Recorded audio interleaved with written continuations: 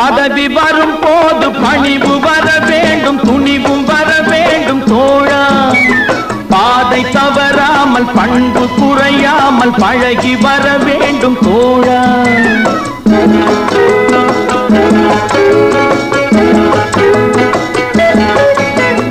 பதவி வரும் போது பணிவு வர வேண்டும், துணிவும் வர வேண்டும் தோழா.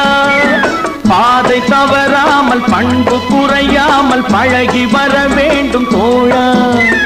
அன்பே உன் அன்னை, அறிவே உன் தந்தை, உலகே உன் கோவில், ஒன்றே உன் தேவன்.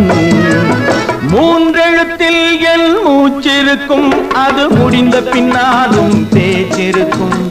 உள்ளம் என்றொரு ஊர் இருக்கும், அந்த ஊருக்குள் எனக்கு ஒரு பேர் இருக்கும். கடமை